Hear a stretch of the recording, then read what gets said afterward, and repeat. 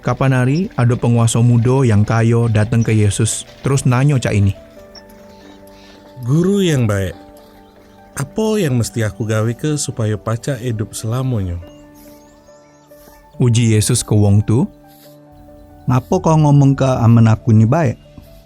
Cuman ada sikok yang baik, itu tuh Allah.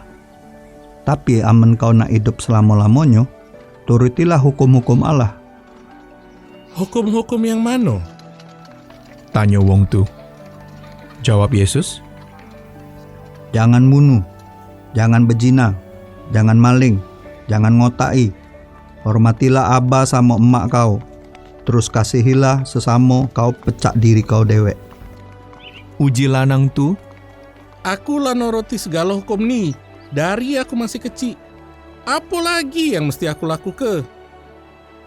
Yesus nyingok dia, terus ngasihi lanang tu. Jawab Yesus, Amen kau nak jadi wong yang sempurna, pergilah, terus jualah seluruh yang kau punya.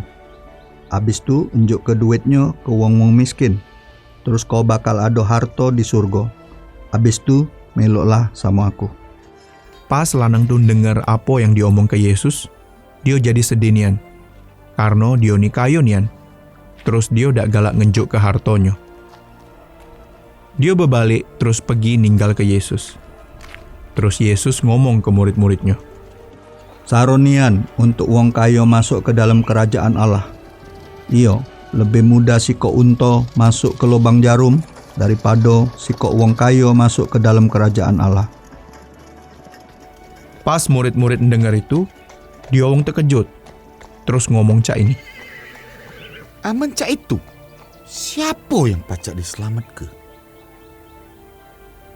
Yesus nyingoi dia wong, terus ngomong cak ini, Untuk manusia, ini tidak mungkin. Tapi untuk Allah, segala sesuatu itu mungkin. uji Petrus ke Yesus, Kami ni lah ninggal ke galo-galonya, terus meloi kau. Apa yang bakal jadi upah kami? jawab Yesus, Setiap wong yang lah ninggal ke rumah, abah, emak, anak, dulur, apa hartonya demi aku, bakal nerimo lagi 100 kali lipat. Juga hidup yang untuk selama-lamanya.